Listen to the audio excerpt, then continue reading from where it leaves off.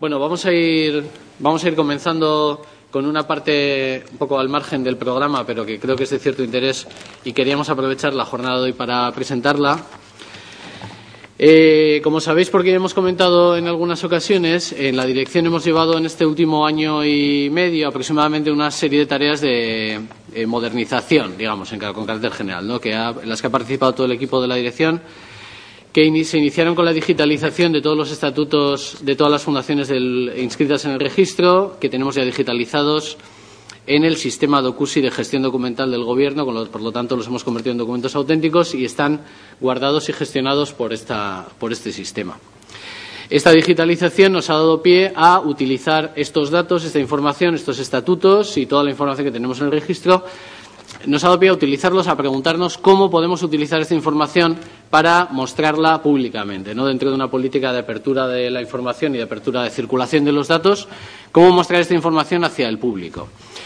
Estas reflexiones nos llevaron a iniciar hace unos meses un proceso de creación de un buscador, de un sistema que permita buscar en página web a todos vosotros y a cualquier interesado, un ayuntamiento, una administración de cualquier tipo, cualquier interesado por cualquier motivo, le permita buscar en la página web los datos o qué fundaciones actúan en tal sector, qué fundaciones o asociaciones están en San Sebastián, etcétera, etcétera. Es decir, un sistema de buscador. Este buscador lo acabamos de implantar definitivamente después de mucho trabajo de todos los miembros del servicio y de todas las personas encargadas de la página web, etcétera. El proyecto al final ha terminado y ha visto la luz. Queríamos enseñaros un poco cómo funciona dentro de nuestra página web, que os recuerdo, aunque tiene una forma de acceder a la página web un poco complicada a través de euskadi.net, tenemos una forma abreviada de llegar que es euskadi.net/registros. Exclusivamente con esta forma directamente se accede a la página de la dirección. Bien, en la página de la dirección, que es esta es la página de dirección, es donde se ofrecen, ya presentamos en su día, los formularios, instancias, etcétera, toda la información y documentos que tenemos ya. Se ofrecen, además, el buscador de entidades, que es el que hemos instalado ahora recientemente. Bien, utilizando, ahora veremos en las asociaciones, aunque funciona de una forma absolutamente igual, idéntica. Podemos buscar por texto libre, por ejemplo, vamos a hacer una búsqueda simplemente para ver. Es un buscador idéntico a cualquiera que podemos encontrar. Una búsqueda por cualquier palabra, por ejemplo, una palabra que nos va a dar un resultado conocido y que funciona para no equivocarnos, para no mostrar un error en este momento. Bien, nos da un resultado en el que nos aparece una serie de soluciones. Entre ellas, pues por ejemplo, nos dice que con la palabra basque hay registrada una fundación que se llama el Basque Culinary Center Fundación. Nos explica brevemente unos datos esenciales, pero luego podemos acceder al contenido expresamente de esa fundación. Bien, dentro de este contenido nos da, bueno, hay un pequeño, por la pantalla y por el formato se ve un poco incómodo, pero bueno, en casa lo podréis ver mejor. Se dan unos datos básicos, el número de registro, constitución, inscripción, publicación, domicilio, si tiene página web, correo electrónico. Tiene una localización en Google que aparece, que está incorporada, con lo cual directamente sabemos cómo llegar o ir, dónde está exactamente. Se ha incorporado una aplicación VCAR que nos permite, si tenéis en el ordenador que estáis, tenéis el Outlook, los permite incorporar automáticamente al Outlook el contacto de esa fundación, con lo cual la incorporaremos simplemente haciendo un clic y luego aceptar, pasaría directamente. Estas son dos aplicaciones básicas hoy en día. Tenemos los participantes, donde nos da los fundadores. Todo esto hay que entender que lo que nos da es la información que tenemos en el registro. Si una fundación no ha actualizado su patronato en 15 años, evidentemente lo que va a salir aquí va a estar desfasado. No es un problema de corrección de los datos, sino de que todos tengáis la información actualizada en el registro, porque esto coge los datos del registro de fundaciones. Bien, veis que tiene el patronato, si son personas físicas, jurídicas, en este caso hay una persona jurídica y su representante. Lo que sí os pediría es que utilicéis, que vayáis mirando si los datos están correctos, porque esto os va a servir también para saber si en el registro de fundaciones tenemos los datos actualizados de todos vosotros patronatos, direcciones, etcétera, tenemos todos los datos bien y habría que proceder a corregirlos. También tenemos los estatutos de las fundaciones, estatutos originales y sus modificaciones, de todas. Es decir, estos datos los vamos a mostrar a partir de ahora. Ya podéis ver en la página web todos los estatutos y todas sus modificaciones de todas las fundaciones que están inscritas, ¿vale? Lo cual nos ha parecido muy interesante para dar publicidad y conocer un poco cómo se organizan las fundaciones. Sí.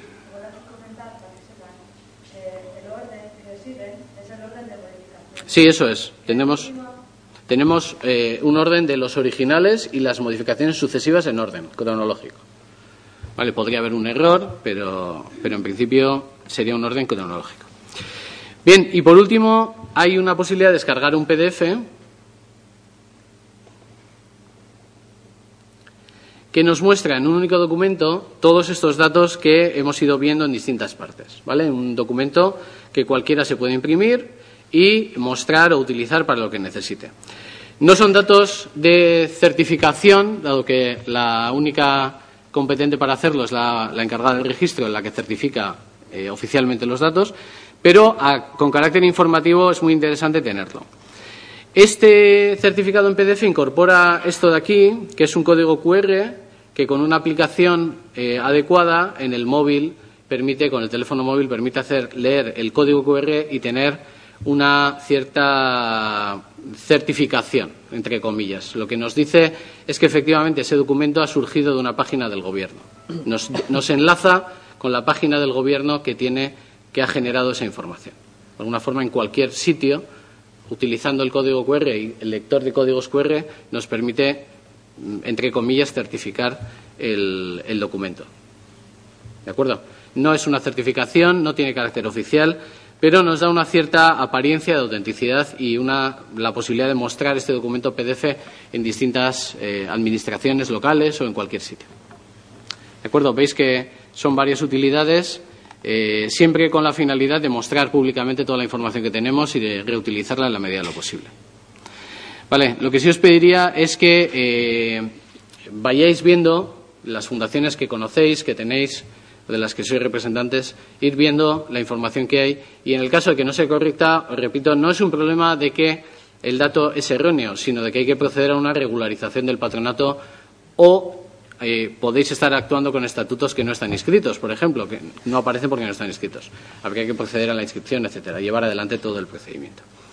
Como os decía, con las fundaciones pasa exactamente igual. En este apartado se buscan asociaciones y podemos buscar pues una asociación de padres, por ejemplo, de padres y madres de alumnos, que son muchas.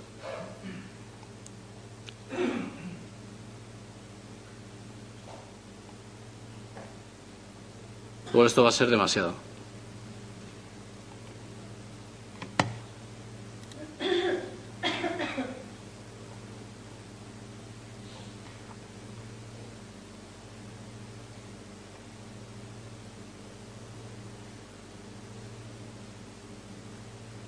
Buscamos otra.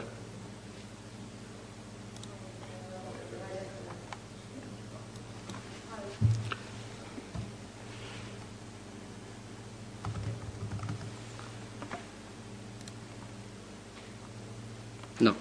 Es que el problema con las asociaciones, como tenemos 19.600 o 19.800 o algo así, el problema es que el sistema de búsqueda va despacio. Pero bueno, mira, ya está. ¿Ves? Tenemos unos datos básicos, en este caso más básicos porque la documentación que tenemos en asociaciones tiene carácter personal en su mayoría y hemos optado por reducir la información que mostramos por los problemas de mostrar datos personales. Pero tenemos la localización, domicilio, fechas de inscripción, etcétera. Veis que la documentación es una información general y lo mismo con el PDF que incluye el código QR. ¿Veis? Vale, también en este caso, si encontráis algún error, lo que os pedimos es rectificar, pero rectificar en el registro la situación. Bueno, pues sin más, te dejo. Sí, o como quieras.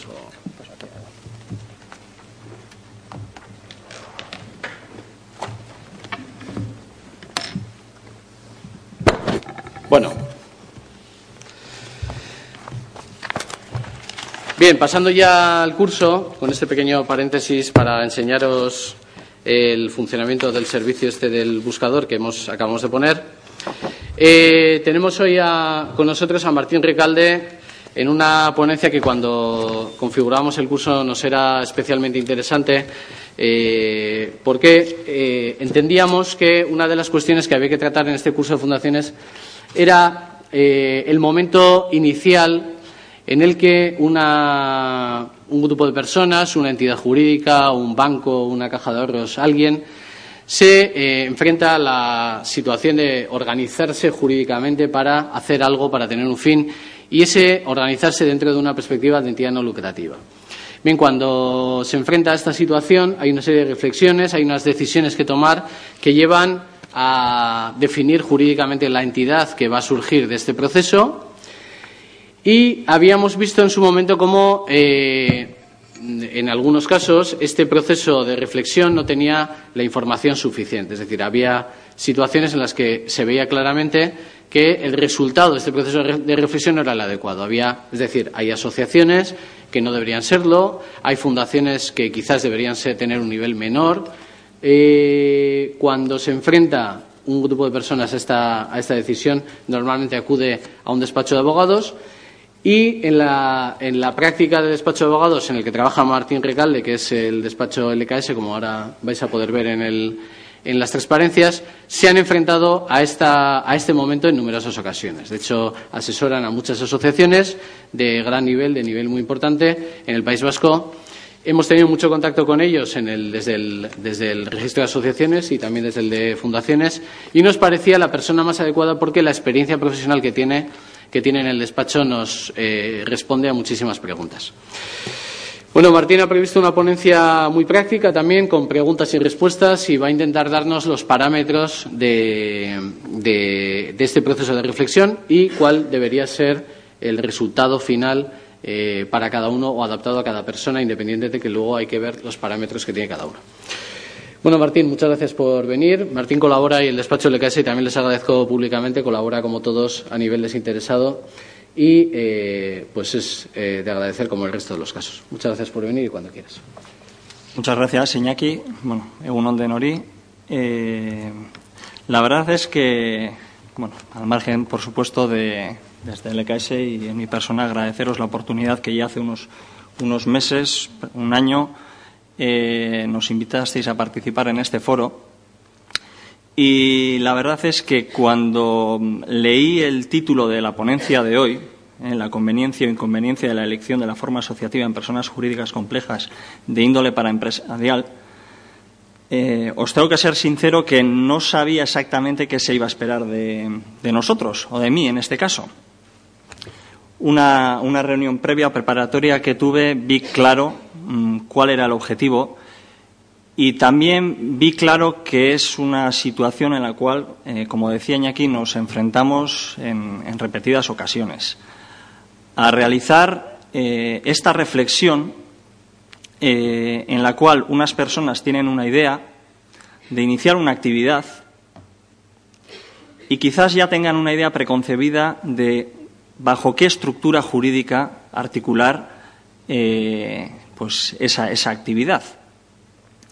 Nosotros lo que tratamos en todo momento es de dar un paso atrás y, por lo tanto, bueno, lo que voy a tratar, y espero lograrlo en estos minutos que me habéis concedido, es ayudaros a que tengáis elementos que os sirvan para realizar esa reflexión que, en definitiva, es importante para la correcta ejecución del proyecto. Y se trata en definitiva, de articular jurídicamente de forma correcta el proyecto. Y veréis que hablaré. Articular jurídicamente no quiere decir constituir una estructura jurídica, porque en un primer paso deberemos valorar si la creación de una estructura jurídica es necesaria. Por eso, a lo largo de mi intervención, y espero de una forma práctica y basada en mi experiencia, que quizás, bueno, pues todo puede ser discutible, pero al menos lo que yo he tratado aquí de reflejar en este documento no es otra que nuestra experiencia, lo que nos ha dado la participación en bastantes proyectos de este tipo, o en el asesoramiento, en la toma de decisión en esta cuestión. En un primer lugar, lo que trataré es de dar los elementos para ver si un proyecto puede articularse mediante puramente lo que yo llamo acuerdos contractuales o requeriría de la constitución de una entidad jurídica independiente.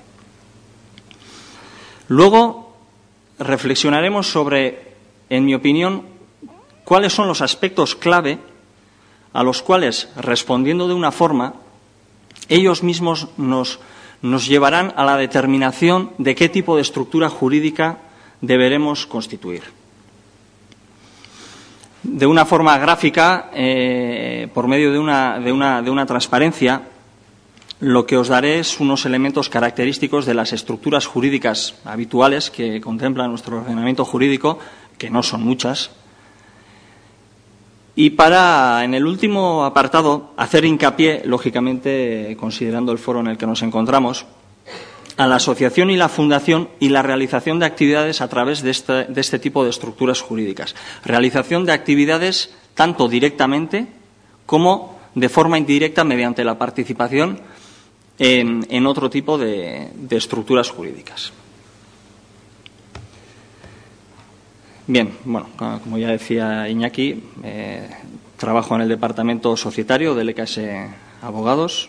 Al final, bueno, pues os daré mis datos por si tuvierais cualquier necesidad. Decía, el objetivo de la sesión no es otro que ayudar a daros elementos para la toma de esta decisión. Por una parte, quisiera compartir mi experiencia con vosotros, aunque entiendo que luego habrá un turno de intervenciones o de preguntas. Por supuesto que estoy abierto a que durante mi intervención también, si lo estimáis así, pues me preguntéis lo que estiméis conveniente, porque en definitiva se trata de que en este tiempo pues todos aprendamos de nuestras vivencias y, en último caso, lógicamente, como asesor, me gustaría orientaros a la toma de esta decisión.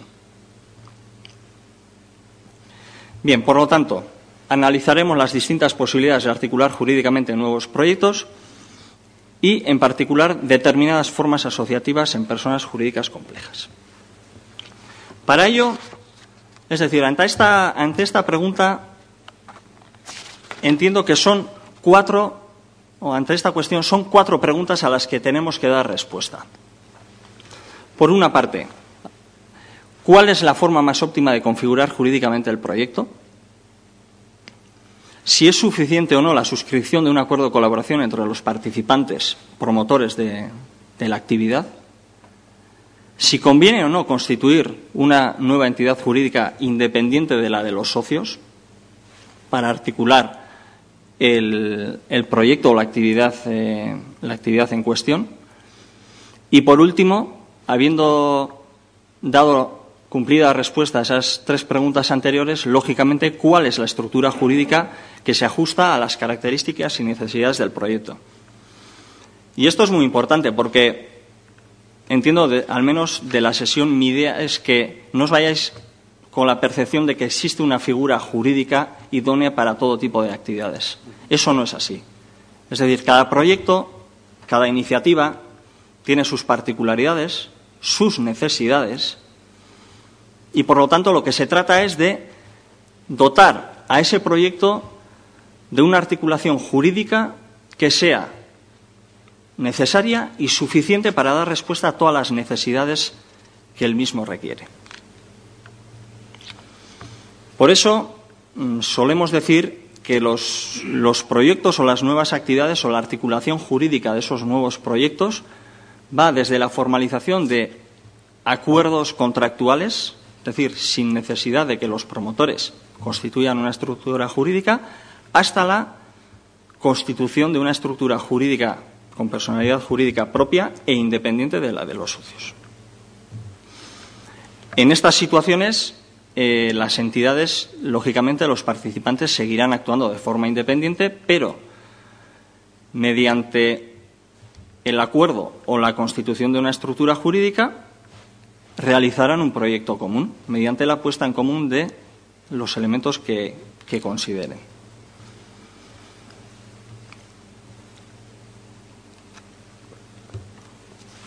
Bien, ¿qué nos aporta un acuerdo contractual respecto de la constitución de una entidad jurídicamente independiente?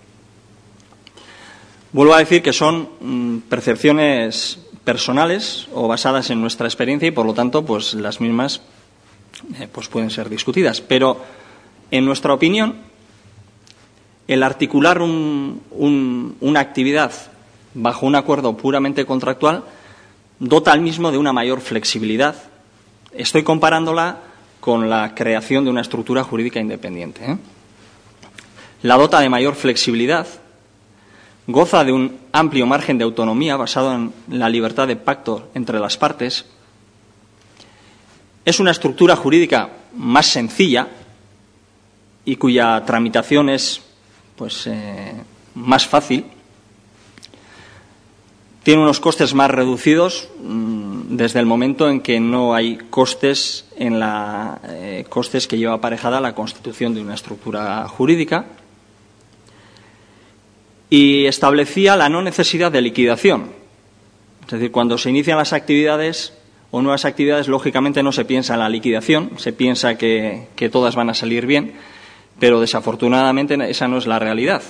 Y, por lo tanto, la liquidación, en caso de que el proyecto no prosperara, la liquidación o el cierre de esa actividad es más sencilla siempre que no implique la extinción de una estructura jurídica, porque siempre es más complejo liquidar una estructura jurídica que la propia Constitución. Por contra, también hay elementos, o creemos que hay elementos negativos, ya que el formalizar una actividad sin la constitución de una estructura jurídica pues no le dota de una personalidad jurídica propia al proyecto, que muchas veces es interesante y necesario.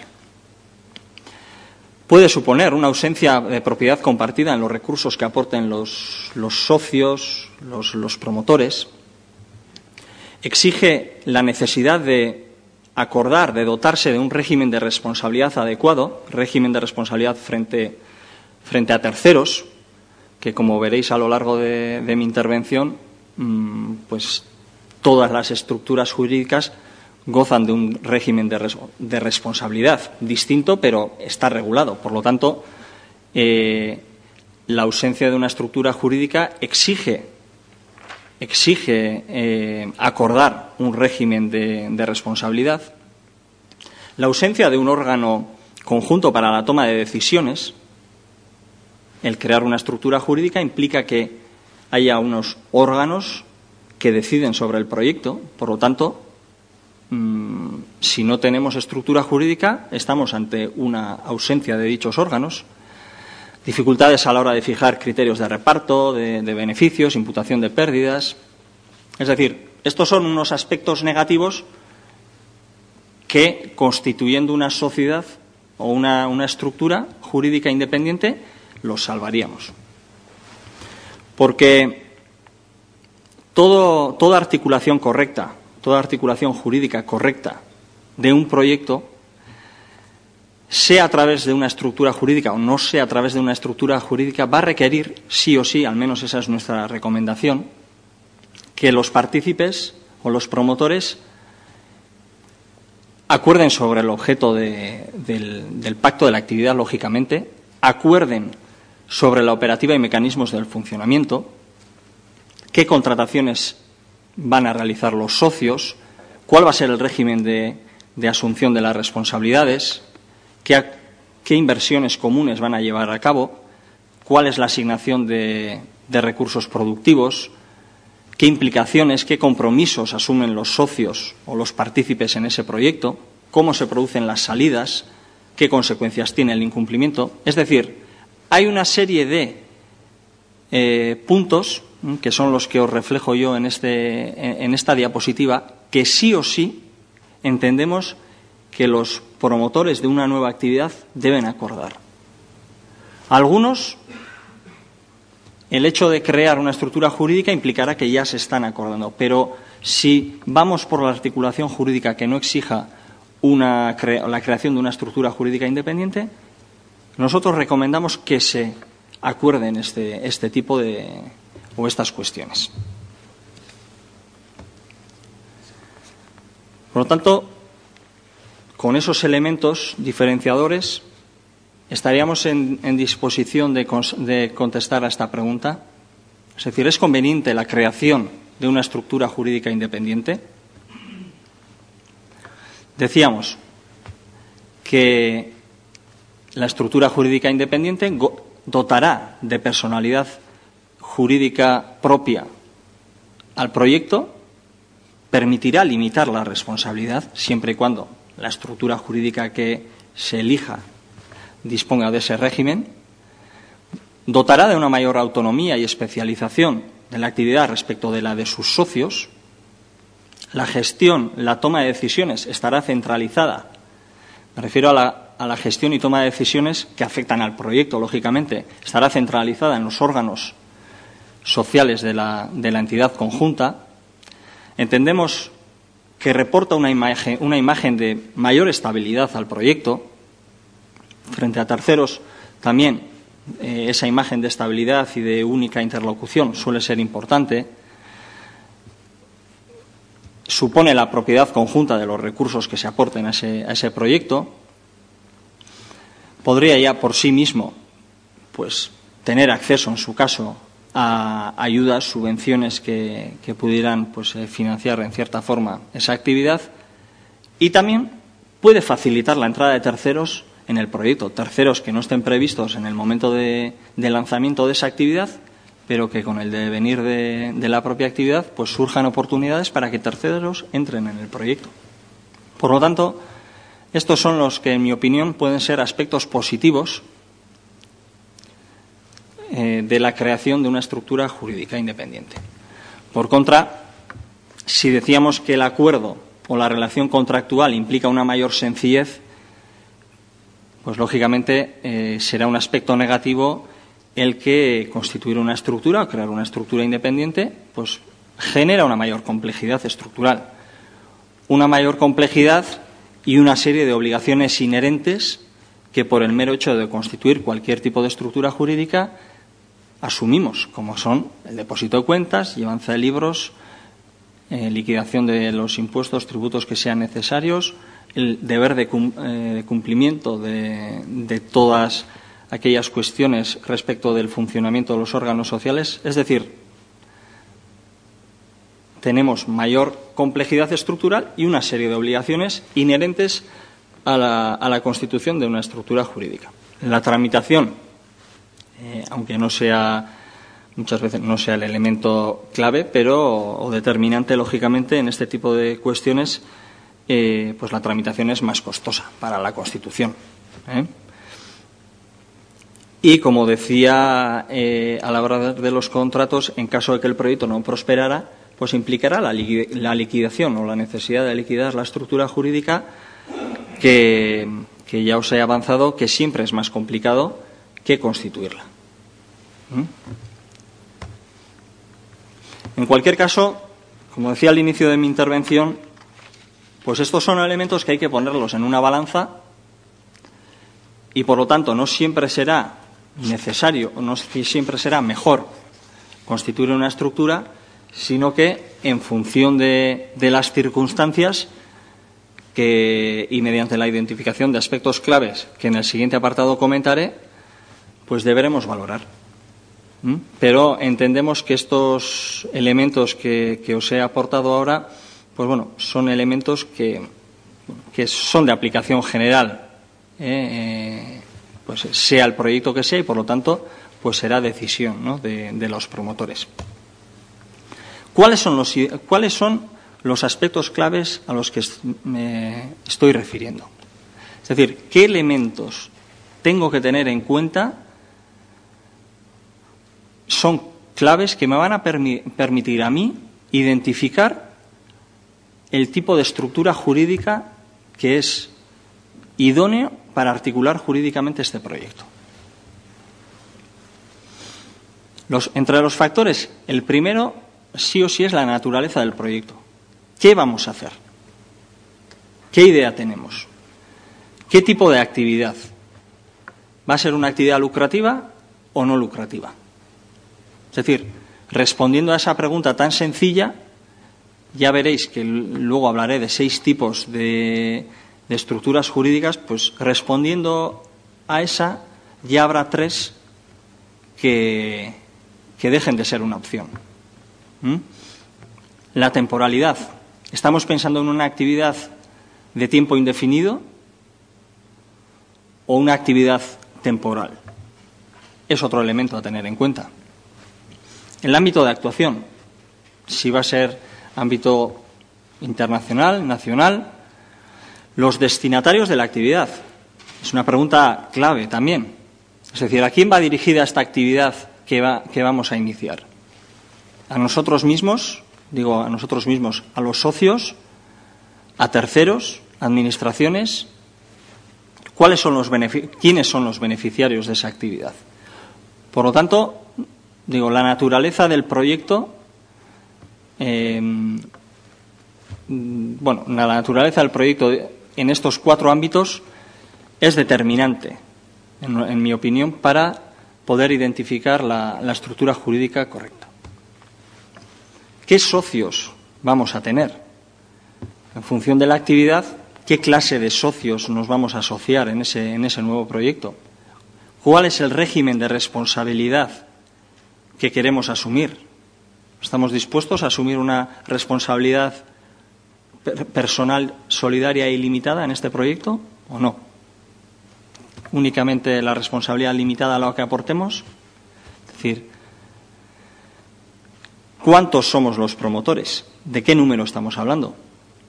Hay estructuras que permiten que con una única persona podamos iniciar una actividad, mientras que hay otras que exigen 2 o 3.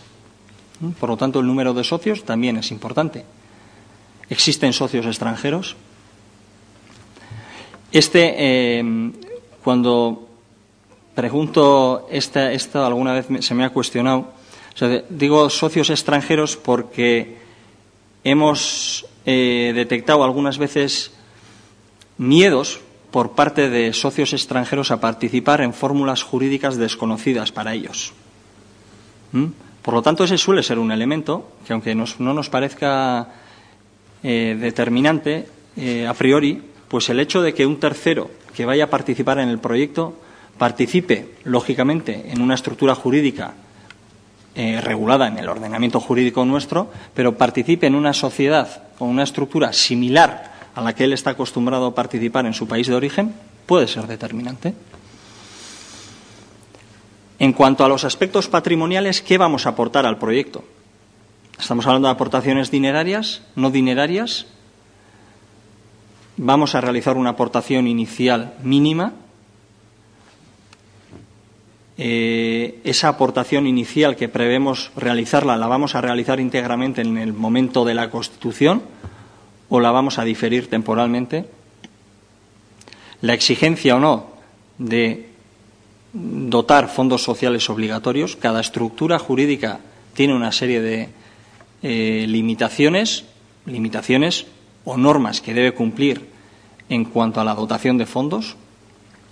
Y la posibilidad de desinversión, es decir, la posibilidad de recuperar lo invertido. Estos son algunas cuestiones que tenemos que tener en cuenta. Los aspectos fiscales, quizás, aunque el aspecto fiscal es importante, lógicamente, en mi experiencia, al menos a la hora de estructurar un proyecto bajo una fórmula jurídica o una estructura jurídica determinada, pues tiene peso, pero tampoco es determinante. El personal. ¿Va a tener personal esta nueva actividad? ¿Qué tipo de personal? Si van trabajados por cuenta ajena o socios trabajadores. La Constitución y el registro. ¿Qué normas regulan la constitución de esa estructura jurídica que queremos constituir? El funcionamiento que tiene el registro, si es un registro flexible o no es flexible. Si las fórmulas de constitución son más ágiles o menos ágiles, pues son elementos también que se tienen en cuenta. Vale, los gastos de constitución, aunque digamos que tampoco es que sean excesivos, incluso hay algunos registros que no tienen tasas de constitución, mientras que otros pues sí. Y luego hay otra serie de elementos como pueden ser pues la facilidad para atribuir o la facilidad o las limitaciones para atribuir derechos de voto a los socios, flexibilidad o facultades para determinar la distribución de resultados tanto positivos como negativos. Es decir, como veis, en estos distintos bloques que os he comentado, hay muchas preguntas a las que dar respuesta. Preguntas que, en mi opinión, si vamos respondiendo una a una, nos darán pie a tener que elegir entre, no os voy a decir 3, pero casi seguro entre 2 estructuras jurídicas. Tampoco tendremos tantas opciones. Lo que he tratado en este apartado no se trataba de traer ni un checklist o un listado, pero yo sí creo realmente que si vamos a iniciar una actividad y vamos respondiendo a estas preguntas, yo os he lanzado en fórmula de preguntas, pero a estas cuestiones, lógicamente, y después de conocer, de conocer las estructuras o las opciones que tenemos, veréis cómo se van descartando muchas de ellas. Por lo tanto, yo quizás este sea el aspecto, el punto clave de mi intervención. Es decir, como comentaba Iñaki al inicio de la presentación, es decir, estos son los elementos que tenemos que tener en cuenta a la hora de articular o de articular jurídicamente y, en su caso, elegir una estructura jurídica correcta. No sé si hay alguna cuestión, si no, en los próximos minutos lo que trasladaré e intentaré de una forma ágil es daros unas pinceladas básicas de aquellas estructuras jurídicas que regulan nuestro ordenamiento jurídico.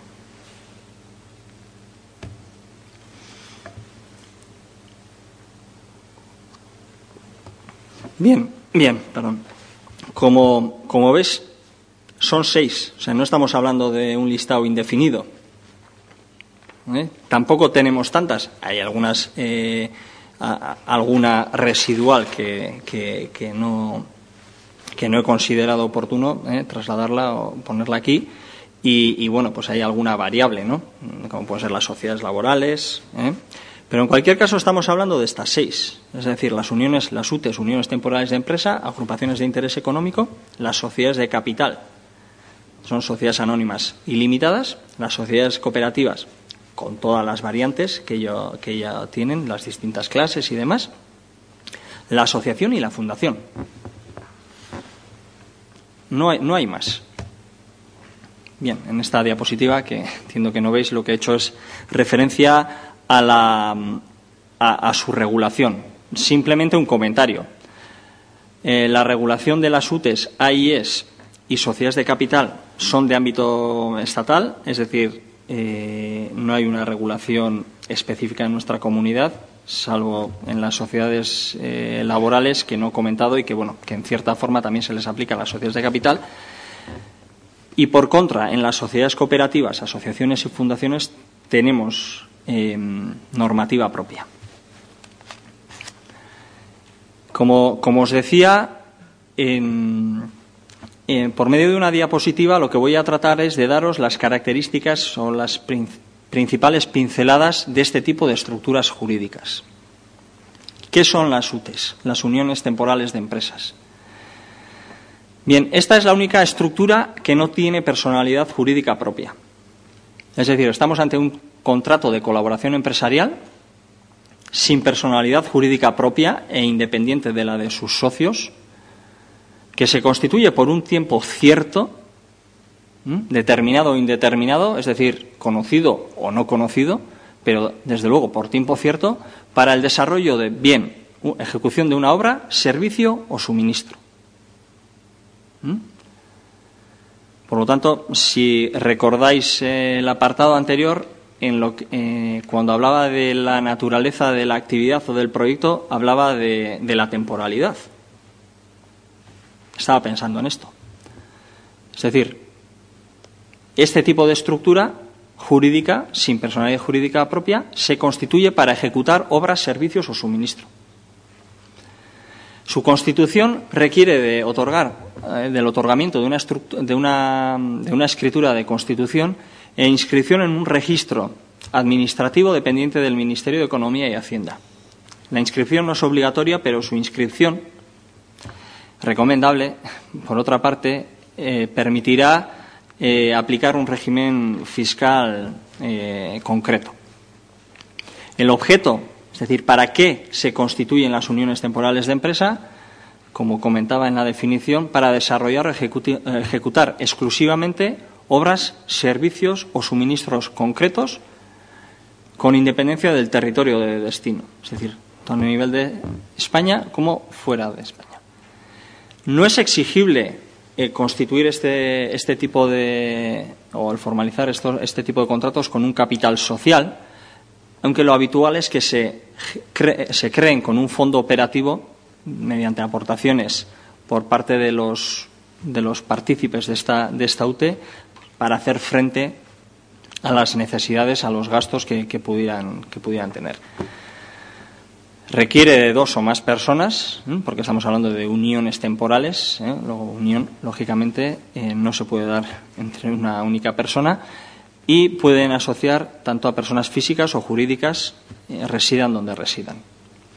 Y la duración decía que tiene que ser determinada o indeterminada, pero por tiempo cierto.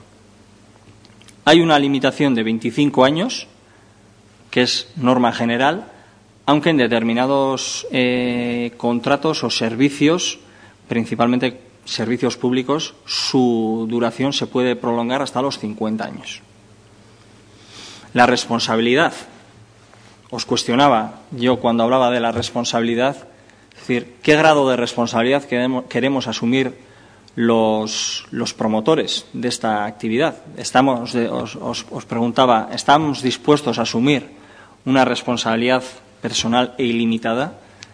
Las UTEs o el régimen legal de responsabilidad de las UTEs es que los socios responderán personal, solidaria e ilimitadamente entre sí por las deudas frente a terceros y de forma subsidiaria, es decir, en un segundo nivel frente a la UTE. Es decir, en primer lugar, frente a deudas con terceros responderá la UTE, pero al no exigir un capital social, la mayoría de UTEs se constituyen sin un patrimonio con el que responder frente a terceros. Por lo tanto, serán los socios los que personal solidaria e ilimitadamente responderán frente a terceros. Aquí, ese es el régimen legal. Nosotros solemos recomendar formalizar pactos extraestatutarios de distribución del régimen de responsabilidad entre los partícipes en este tipo de uniones temporales, con objeto de repartirse la responsabilidad, de repercutirse la responsabilidad, aun siendo conscientes de que ese pacto no es oponible, no es eficaz frente a terceros. El tercero podrá requerir, solicitar o exigir, mejor dicho, esa responsabilidad a cualquiera de los partícipes, aquel que en su opinión pues, pueda resultar más solvente. En cualquier caso, nosotros, insisto, solemos recomendar formalizar este tipo de pactos. Y la distribución de resultados será en la propia escritura de Constitución, en los propios estatutos sociales de la UTE, donde se establezca el régimen de distribución de esos resultados. En segundo lugar, me gustaría hablaros de la agrupación de interés económico, que es una estructura cuyo objeto puede ser similar al de la UTE, aunque con algunas similitudes pues también tiene grandes diferencias, porque en este caso estamos ante una estructura con personalidad jurídica propia e independiente de la de los socios, cuyo objeto suele ser el de realizar una actividad auxiliar respecto de la de los socios, es decir, no podrán realizar una actividad igual a la de los socios, sino que en todo caso tiene que ser auxiliar a la desarrollada por sus socios. La Ley de Agrupaciones de Interés Económico la define como una entidad sin ánimo de lucro, aunque yo matizaría esta definición, ya que, aun no siendo la AIE una entidad sin ánimo de lucro, sus socios sí lo son y sus socios pueden y, de hecho, reciben los beneficios que se puedan obtener a través de la AIE. Por lo tanto, la ausencia de ánimo de lucro la matizaría. Y decía, estamos ante una estructura que realiza una actividad económica auxiliar y su finalidad, por lo tanto, es facilitar el desarrollo o mejora del resultado económico de la de sus socios. Por lo tanto, tiene una función instrumental. Y como consecuencia de este carácter auxiliar, la AIE no puede ejercer directa o indirectamente un poder de dirección o control efectivo sobre las actividades de sus socios, debido a ese carácter auxiliar, y no puede poseer ni directa ni indirectamente participaciones en sus socios. En este caso, el capital no existe un mínimo, una exigencia mínima de dotarle con un capital social, pero es habitual crear un fondo operativo común, al igual que se hacía en las UTEs. La responsabilidad también de los socios pues es personal y solidaria entre sí y de forma subsidiaria respecto de la AIE. Y en este caso, nuestra recomendación también es formalizar ese pacto extraestatutario de redistribución de la responsabilidad. Los socios tienen un derecho de separación con un preaviso de 3 meses, es decir, y en este caso recuperarían íntegramente su aportación o la aportación que en su caso hubieran realizado.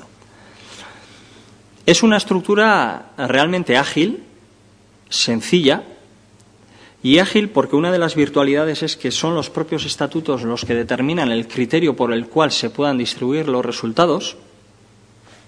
Se pueden establecer distintas reglas para la distribución de ese resultado e incluso año a año la Asamblea General de o la Asamblea de Socios de la AIE puede variar el criterio de atribución de ese reparto. Por lo tanto, es una estructura realmente, pues bueno, en mi ámbito la verdad es que no es muy conocida y utilizada, pero sí es una estructura, lógicamente, con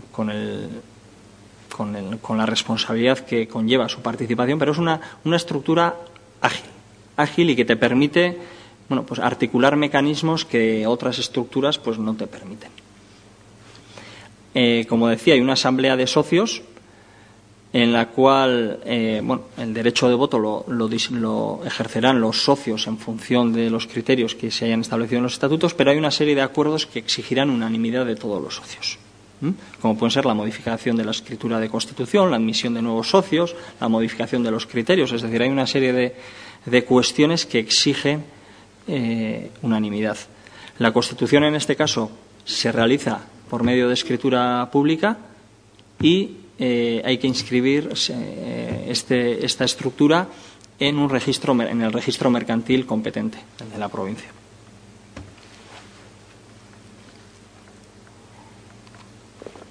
Dos ideas sobre las sociedades de capital, que son las más conocidas, que desde hace ya unos meses en que entró en vigor, un año y pico, que entró en vigor la Ley de Sociedades de Capital con la derogación de la Ley de Sociedades Anónimas y la Ley de Sociedad de Responsabilidad Limitada. Cuando hoy hablamos de las sociedades de capital nos estamos refiriendo a la sociedad anónima y a la sociedad de responsabilidad limitada. Mantienen muchas de las diferencias que tenían hasta la entrada de esta regulación. Tiene una exigencia de capital social mínimo distinto. En unos se exigen 3.000 euros, en las sociedades anónimas 60.000. Los órganos sociales son los mismos, Junta General y un órgano de administración que puede tener distintas formas o se puede articular en distintas formas, como pueden ser la administración única, administración solidarios, mancomunados. Y en este caso estamos ante estructuras cuya la responsabilidad de los socios es limitada a lo aportado. Mientras que en las dos anteriores el régimen de responsabilidad no era limitado, el régimen de responsabilidad de los socios de una sociedad anónima y socios de responsabilidad limitada estará limitado a lo aportado. En ambos casos, la Constitución requiere de escritura pública e inscripción en el registro mercantil. Las sociedades cooperativas. No he realizado, digamos que un análisis sobre cada clase de cooperativa que regula la Ley de Cooperativas de Euskadi. En cualquier caso, saber que las sociedades cooperativas son empresas, lógicamente con personalidad jurídica propia, que tienen por objeto la promoción de actividades económicas y sociales de sus miembros, la satisfacción de sus necesidades, observando unos principios, comúnmente denominados principios cooperativos, y atendiendo, en cierta forma, a la comunidad de su entorno. A través de este tipo de estructuras jurídicas cooperativas se puede realizar cualquier tipo de actividad y, en función de la actividad que se realice, pues se constituirán bajo una clase u otra.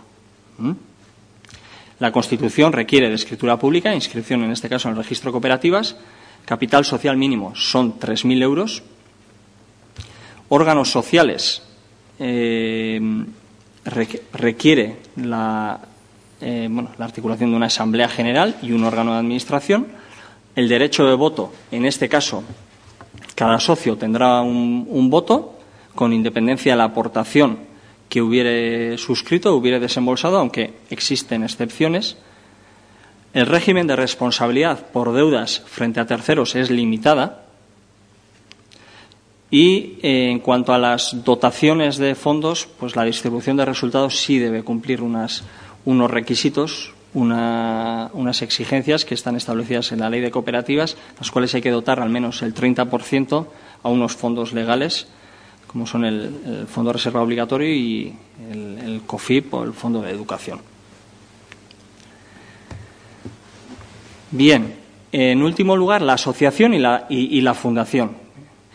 Como asociación son entidades o se constituyen por acuerdo de 3 o más personas que, mediante la puesta en común de conocimiento, medio o actividades, buscan el cumplimiento de unas finalidades lícitas, comunes entre ellos, que bien son de interés general o particular, para lo cual se dotan de unos estatutos que regularán su funcionamiento. Por lo tanto, son entidades privadas, personalistas, asocia a personas y sin ánimo de lucro. Su constitución, en este caso, es muy ágil. No requiere del otorgamiento de una escritura pública ante notario y se pueden constituir en documento privado. Desde la formalización de ese acta fundacional, tanto en documento privado como en documento público, adquieren personalidad jurídica. En este caso, como órganos necesarios, tenemos la Asamblea General y luego 3 órganos unipersonales, que son la Presidencia, la Secretaría y la Tesorería, aun cuando pueden estatutariamente regularse una Junta Directiva. ¿Cuál es el régimen de responsabilidad? En este caso, la ley diferencia si la asociación está inscrita en el registro de asociaciones o no está inscrita en el registro de asociaciones. Si la asociación no está inscrita por motivo de o una falta de diligencia o por motivos derivados de los promotores, porque no la han presentado a inscripción, la responsabilidad de estos, por deudas contraídas, será personal y solidaria. Hay una serie de excepciones, y la de los promotores y luego, en su caso, también de los asociados. Hay 2 excepciones, y es en el caso de que el documento constituyente estableciera o describiera una serie de actividades necesarias para iniciar la actividad, o, en su caso, se realizaran unas actividades y se solicitara la inscripción en el plazo de 1 mes desde que se firma el acta fundacional y en el plazo de 6 meses la Asamblea General ratificara esas actuaciones realizadas, en ese caso no estaríamos ante una responsabilidad personal y solidaria. Si no es así, el régimen de responsabilidad en una asociación no inscrita será personal y solidaria. Mientras que en las asociaciones inscritas el régimen de los asociados es limitado. Será la asociación la que en su caso responda. Cuestión distinta es el régimen de responsabilidad de los administradores o de los miembros del órgano de gobierno, ya que estos responderán por daños causados o deudas contraídas por actos dolosos, negligentes o culposos por su parte frente a la asociación, los asociados y terceros. Aun cuando lo desarrollaré en el siguiente apartado, la asociación puede realizar actividades de cualquier tipo y también no tiene limitación para la adquisición, posesión o disposición de bienes de toda clase, el título que fuere. Luego matizaré, lógicamente, porque las asociaciones tienen unos principios configuradores y, en este caso, cuando manifiesto yo la posibilidad de que una asociación pueda realizar cualquier tipo de actividad, lógicamente respetando los principios configuradores de la estructura jurídica, en este caso de la asociación. Pero, cumpliendo esos principios, la realización de actividades no está limitada. Decía que es una entidad sin ánimo de lucro, por lo tanto el destino de los beneficios está limitado. Limitado en el sentido de que no cabe su reparto entre los asociados y, por lo tanto, deberá destinarse obligatoriamente al cumplimiento, al desarrollo de los fines previstos por la asociación. Y el registro en este caso decía que las asociaciones están inscritas en un registro de asociaciones, que en este caso, así como, salvo en el caso de la UTE, el resto son registros jurídicos. En el caso de las asociaciones, y luego entenderéis por qué el matiz, el registro de asociaciones tiene un carácter administrativo. Por lo tanto, su inscripción o la inscripción de los actos cuya inscripción es obligatoria se realiza a los meros efectos de publicidad. No tiene otras consecuencias legales. Luego ahondaré en este tema porque pues tiene su importancia. Y por último, la fundación. La fundación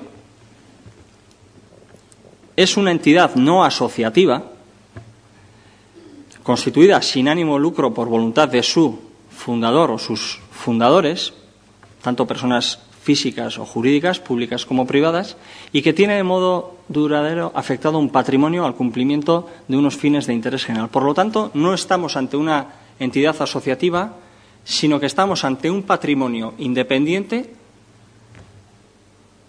adscrito al cumplimiento de unos fines generales. Un patrimonio independiente que ha surgido de la voluntad fundadora de alguien. Por lo tanto, es importante tener este matiz porque yo creo que condiciona todo el funcionamiento de esta estructura jurídica.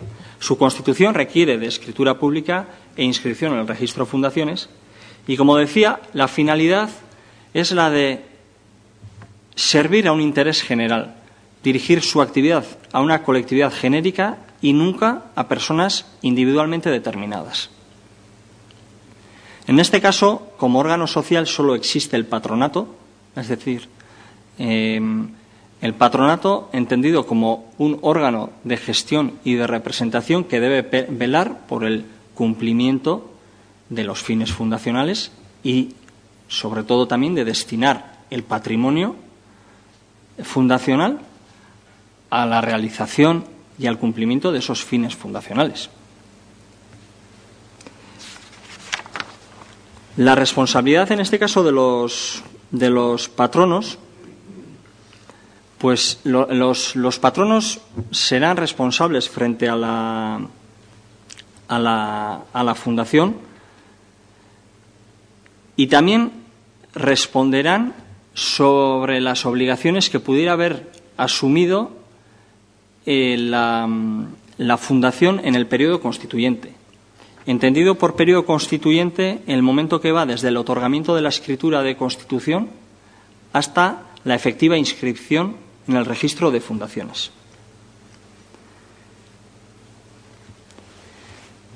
Bien, pongo encima de la mesa otro elemento, que es la interdicción de la autocontratación, que no me habréis oído hablar en el resto de estructuras jurídicas, y es una de las particularidades de la Fundación, y es que el principio general es de una prohibición a la contratación por parte de los patronos o de la Fundación con los patronos. Salvo, el principio general es de prohibición, salvo autorización del protectorado. El protectorado, entiendo como conocéis, es un órgano administrativo de asesoramiento, de apoyo técnico y de cierto control de las fundaciones, y será o debe ser el protectorado el que autorice esa contratación. ¿Puede una fundación realizar actividades empresariales? Por sí misma, siempre y cuando, lógicamente, se realice para el cumplimiento, para la realización de los fines fundacionales de la misma. Y por medio de sociedades, y este es otro matiz, es decir, se permite que las fundaciones participen en sociedades siempre y cuando el régimen de responsabilidad de estas sociedades sea de carácter limitado.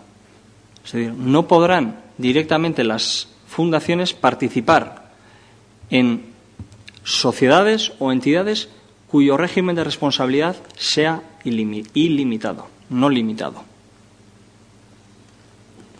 En cuanto al destino de los ingresos, también hay unas normas que deben cumplirse, ya que al menos el 70% debe destinarse a la realización de los fines fundacionales y, en su caso, el resto al incremento de la dotación patrimonial.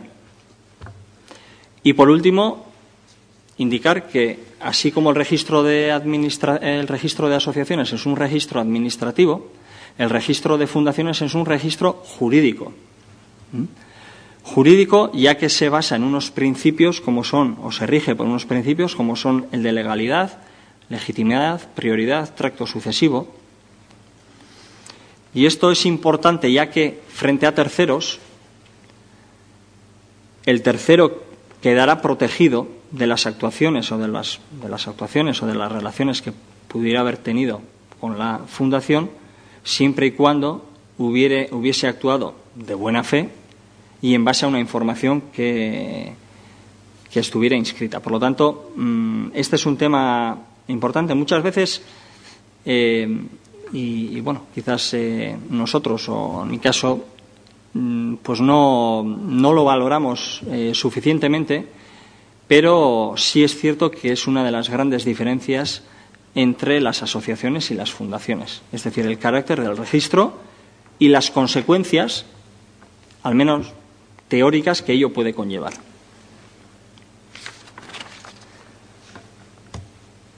Bien,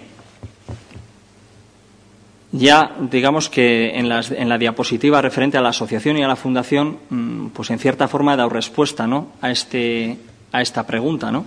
Es decir, ¿podemos realizar actividades económicas a través de la asociación o la fundación de forma directa e indirectamente? Es decir, cuando me refiero de una forma directa,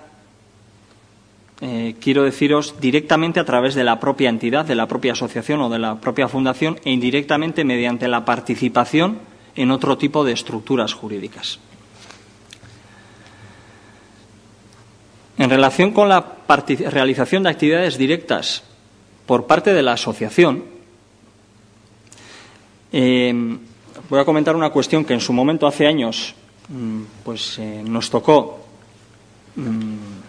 reflexionar, porque lógicamente luego la práctica te da una experiencia y quizás en este momento no me cuestionaría esto, pero recuerdo que hace años nos cuestionábamos a la hora de iniciar una actividad bajo la fórmula jurídica de asociación, porque las asociaciones, como decía, se constituyen por 3 o más personas que ponen en común unos conocimientos o unos medios para la consecución de finalidades lícitas, comunes y de interés general o particular. Lógicamente, consecución de finalidades lícitas, esa lo entendemos todos. Comunes, yo lo entiendo en interés común de los participantes o de los promotores de la asociación. Pero recuerdo aquella pregunta que nos hacíamos hace ya años, y era sobre si podíamos crear una asociación para realizar investigación. Porque no estaba claro. Es decir, bien es cierto que la ley de asociaciones, y sobre todo, que es lo que he transcrito en el párrafo siguiente, a la hora de regular las asociaciones declaradas de utilidad pública, se dispone que podrán solicitar, además de cumpliendo otra serie de requisitos, la declaración de utilidad pública, aquellas asociaciones que se dediquen a, y hace una descripción. Y entre esas actividades, pues resaltaba la finalidad educativa, sanitaria, fomento de la economía social o de investigación. Es decir, eso hoy a mí me daría pie a no tener dudas respecto de la posibilidad de articular una asociación que se dedicara a la investigación. Pero hace años, ya os tengo que confesar que nos cuestionábamos eso, porque no teníamos claro. Es decir, teníamos claro que lo que queríamos crear era lícito, no teníamos ninguna duda en ese sentido, y bueno, había un interés común y tenía cierto interés general también, pero no era, digamos que no había esa práctica que hoy en día en nuestro entorno pues existe, ¿no? Por lo tanto, en mi opinión, no hay duda de que podamos realizar actividades a través de la asociación, pero tenemos que tener presente que esas actividades se deben de regir o deben cumplir con los principios regidores de la asociación. ¿Cuáles son esos principios? Lógicamente, la ausencia de ánimo de lucro sí. La asociación es una entidad de carácter democrático. En ningún lado, al menos en la práctica, yo en ningún lado he visto que me definan lo que significa el carácter democrático. Es decir, pues sí, todos tenemos una idea de lo que ello puede indicar, pero bueno, ya sabemos que muchas veces nosotros los asesores pues tratamos de dar respuestas o soluciones a pues algunas cuestiones, y desde nuestro punto de vista o desde mi punto de vista este principio democrático pues no está determinado, no es determinado ni determinable, al menos yo hasta ahora no lo he conseguido, y por lo tanto hay ciertas situaciones en las que a mí me genera inseguridad. Y luego hay otro derecho, que es el derecho de asociación, que aunque en la práctica no hemos tenido, o yo al menos no he tenido, que solucionar alguna cuestión derivada del ejercicio del derecho de asociación, pero el derecho de asociación hay que saber que es un derecho fundamental con una doble vertiente. Es decir, el derecho de todo individuo que tenemos de asociarnos, que pues a mí como asesor no me plantea ningún problema, pero en la segunda vertiente hay un derecho a ingresar en asociaciones ya constituidas. Por lo tanto, ¿cómo interpretamos? Quizás, no sé si luego en el turno de intervenciones hablaremos de ello o no. Es decir, estoy pensando en actividades económicas ya lanzadas, ¿puede cualquier tercero solicitarme, en base al ejercicio de su derecho de asociación, la admisión en esta asociación? La respuesta clara es que sí. Ya os he adelantado que yo, al menos personalmente, no he vivido esta situación y, por lo tanto, pues tampoco os puedo trasladar mi experiencia. Lo que sí tengo claro es que si esa persona o esa entidad que solicitara la admisión en una asociación ya previamente constituida cumple los fines fundacionales de dicha asociación, el órgano de dicha asociación pues difícilmente va a tener capacidad de denegar esa admisión, con lo que ello conlleva. Y si un competidor mío o alguna entidad con la cual pues no tengo estrecha relación solicita la admisión en una asociación que he creado yo para realizar una actividad determinada, ¿le tengo que admitir?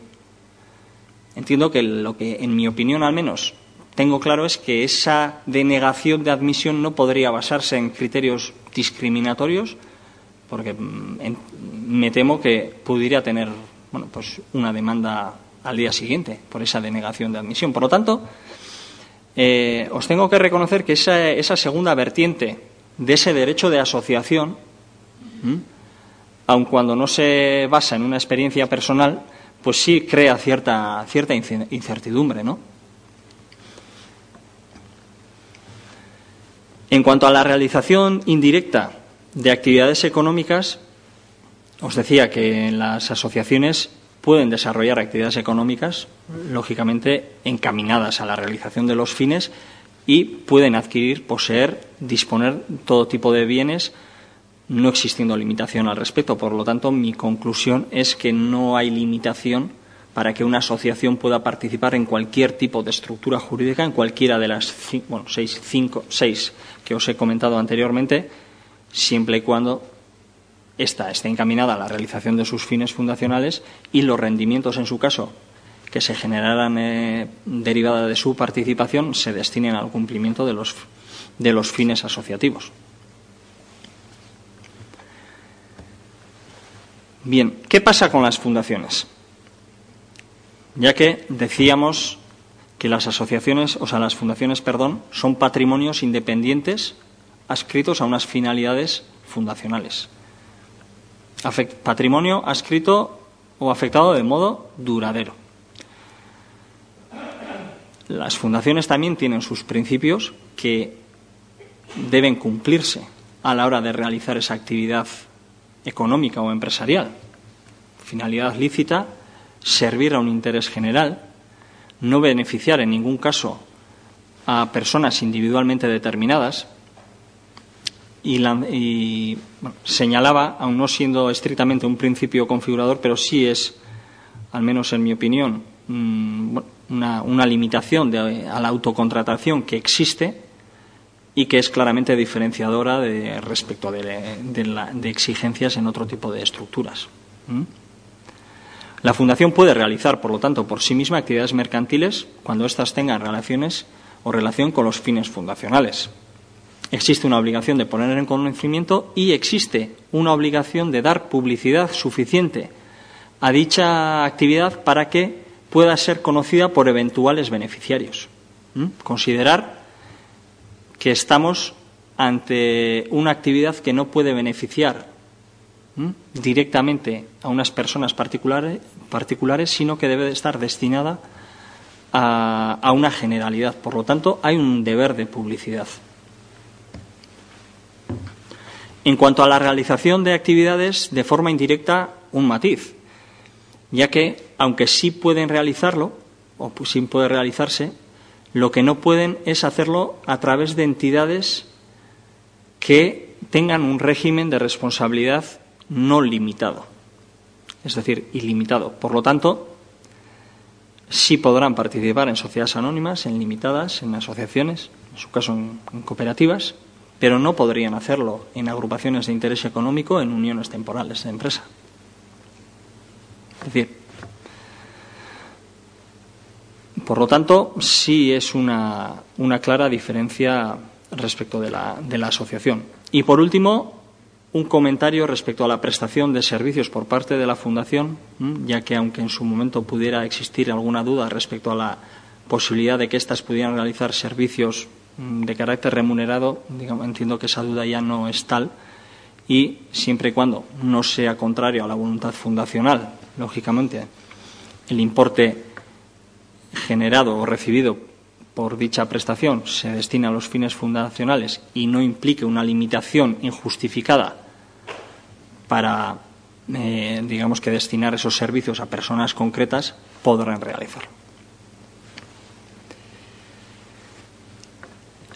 Y en las siguientes dos diapositivas, ya para concluir mi intervención, lo que he tratado es de,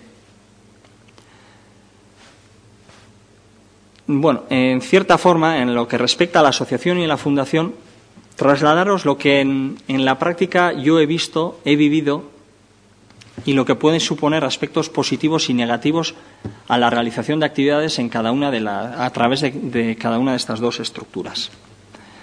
Cuanto a la asociación, entiendo que puede ser positivo el hecho de que su constitución es muy ágil. es muy ágil y, en mi caso, pues ha sido determinante para que determinadas estructuras o actividades se inicien bajo esta fórmula jurídica.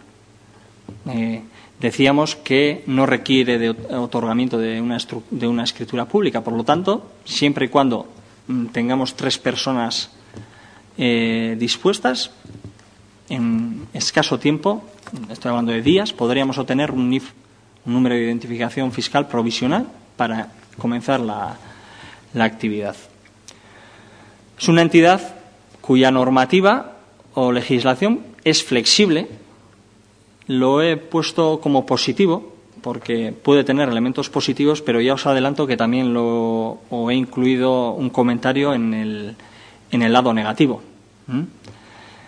No requiere una aportación mínima para la Constitución, no supone la pérdida de disposición sobre lo aportado, es decir, si los estatutos sociales de la asociación lo permiten, aquella aportación que pudiera haberse realizado en el momento de la Constitución se podría recuperar. No hay en este caso limitación de beneficiarios ni límites de autocontratación, salvo en las asociaciones declaradas de utilidad pública. No hay sujeción al protectorado y no hay limitación en cuanto a la participación en todo tipo de entidades. Ahora bien, dicho esto, flexibilidad normativa sí, inseguridad interpretativa, en mi opinión, y esta es una opinión personal mía, también. Y os pongo dos ejemplos. El principio de democracia, del que ya os había comentado, en el cual, pues nosotros en nuestra práctica hemos vivido algunas cuestiones que no se nos han aceptado, basadas en el principio o porque lo que se proponía no cumplía el principio de democracia, ¿no? Entonces, os decía, y vuelvo a insistir que es una opinión mía personal, pero desde el punto de vista jurídico, a mí el principio de democracia como tal, al no estar determinado, pues me crea cierta inseguridad. Y luego el voto ponderado o cualificado. Es decir, nuestra ley de asociaciones expresamente permite que en las asambleas generales los estatutos regulen un voto ponderado, entiendo yo como un voto cualificado, pero no está clara su aplicación. Por lo tanto, en esta vertiente, cierta inseguridad. El derecho de asociación, es decir, ¿cualquiera tiene derecho a solicitar la adhesión o la admisión en una asociación ya previamente constituida? Sí, lo que ello conlleva. Desde el punto de vista de imagen, comentaba Iñaki en la presentación que hay 19.000 asociaciones inscritas, es decir, desde el punto de vista de imagen, las fundaciones entendemos que sí tienen una imagen distinta, y las asociaciones, en definitiva, pues están todas en el mismo registro, y las 19.000 realicen la actividad que realicen, son ahí donde están inscritas, y por lo tanto pueden tener una imagen de no realización de actividades, ¿no? O una menor imagen. Y decía el registro de asociaciones de carácter administrativo, es decir, frente a terceros, la inscripción en el registro de asociaciones de cualquier actuación pues no tiene esa trascendencia más allá de los efectos de publicidad. Y he sombrado algunas que entiendo yo que son importantes. Y por último, la fundación. Es decir, la fundación es la entidad sin ánimo de lucro por excelencia, es la que más imagen o mejor imagen pueda gozar. La figura como tal garantiza o dota de una mayor protección al patrimonio aportado, ya que los patronos pues tienen un deber, ¿no?, de garantizar ese patrimonio.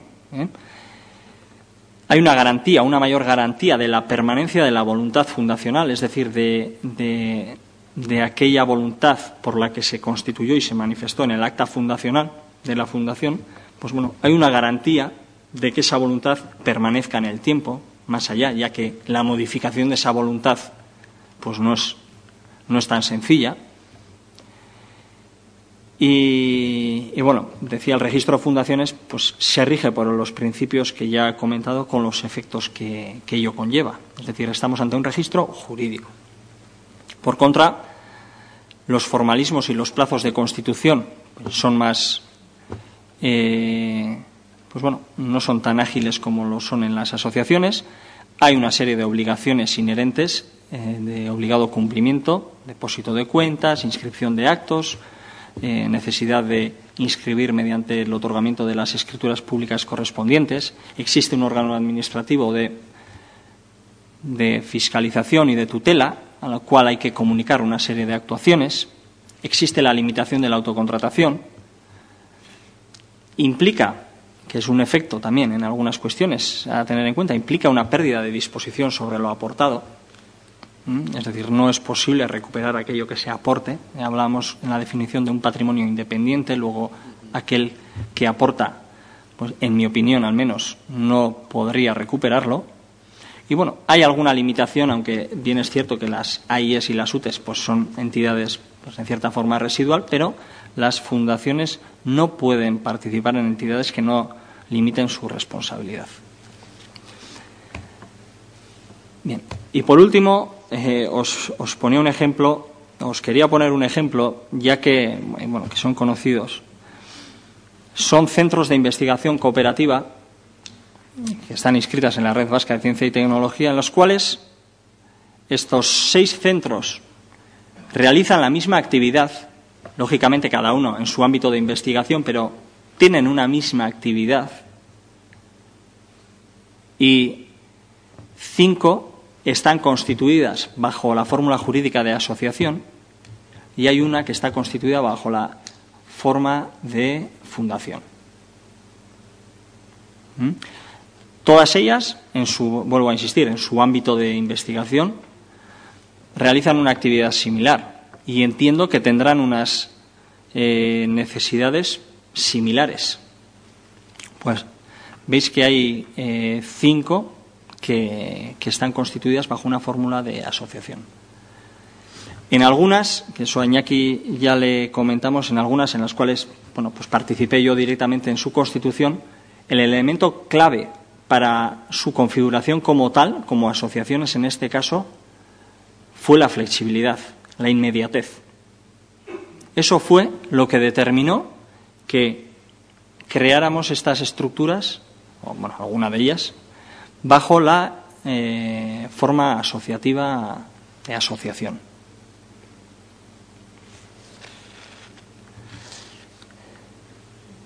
Bien, y para concluir,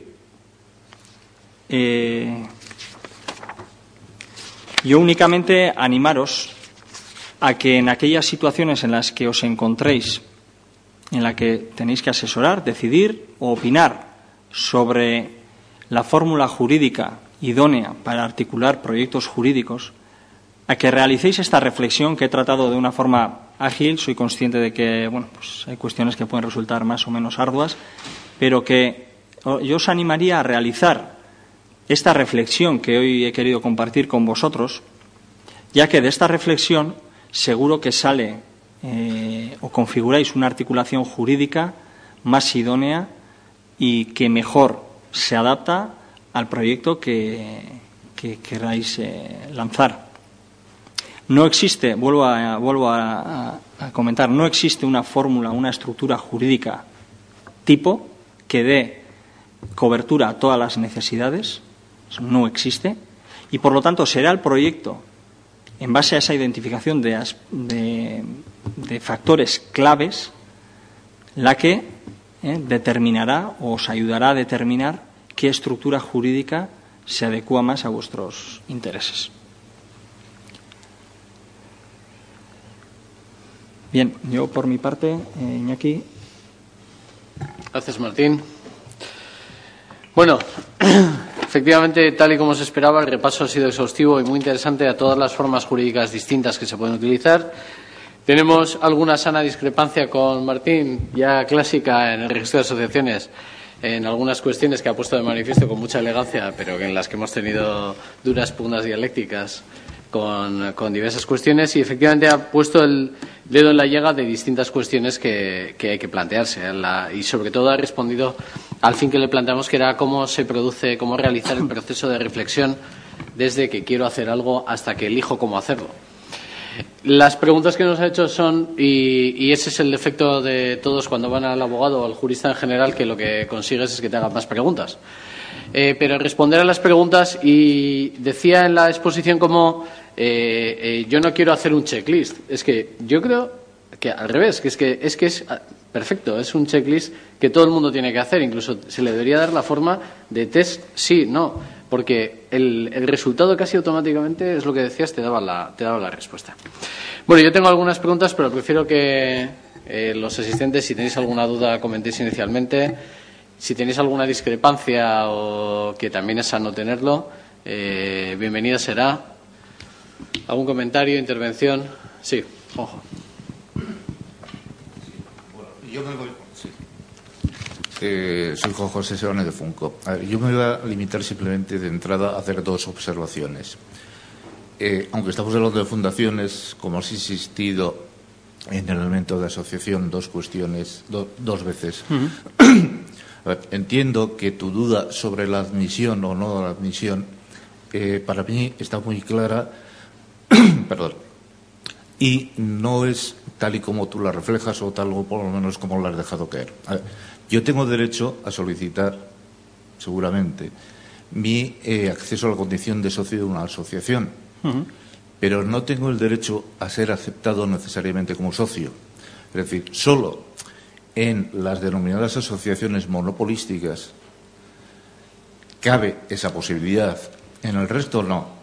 Y quiero matizar, puede haber una asociación única que se dedique a una actividad y yo quiero ser miembro de esa porque no hay más. Pero esa asociación me puede decir que no, que me constituya otra. Mientras que si tiene un régimen de monopolio, en este caso, en el Estado solo tenemos el monopolio que es en las federaciones deportivas, no me pueden negar mi acceso salvo por unas condiciones previamente determinadas. Por lo tanto, esa duda que tú planteabas, es decir, yo lo puedo pedir siempre, pero serán los estatutos o será la situación. Yo puedo definir unos estatutos que diga, por ejemplo, en 10 años no se admitirán más socios. Diga, no, yo es que quiero entrar. Sí, pero hemos dicho nosotros que no entra nadie más. O cualquier otro tipo de condición, o que se exigirá unanimidad de todos los socios para una nueva candidatura. Por lo tanto, mi duda queda despejada. Y la otra cuestión es, bueno, he notado una ausencia de algo que yo por lo menos he vivido desde el punto de vista del estudio teórico y luego lo vivo en la práctica diaria. A ver, la Fundación hoy por hoy tiene un elemento más organizativo que patrimonial.